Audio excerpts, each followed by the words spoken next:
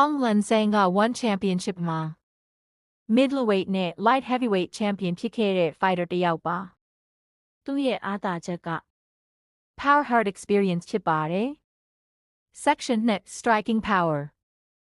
Ong Lan ရဲ့လက်ထိုးကအရန်အင်အားရှိပါတယ် Particularly right hand power ကအန္တရာယ်ကြီးပါတယ်သူ့ခေါ်အများစုက combination ထိုးပြီး finish လုပ်တာပါထိုးချက်များယုံမဟုတ်ဘူး damage ပေးနိုင်မှုကမြင့်ပါတယ် Section 3 Grappling Ground Game သူ့နာမည် Burmese Python ဆိုတာက ground game ကြောင့်ပါ Brazilian Jiu-Jitsu Black Belt ဖြစ်ပြီး submission နဲ့ပဲလဲနိုင်ပါတယ် Striking တင်မကပဲ ground မှာလည်းအန္တရာယ်ရှိပါတယ်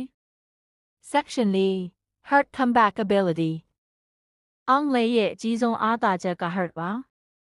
ထိုးခံရပြီးတောင်ပြန်ထိုးနိုင်တဲ့ mental strength ရှိပါတယ်ပွဲအလယ်ပိုင်းမှာ pressure တိုးလာတတ်ပါတယ်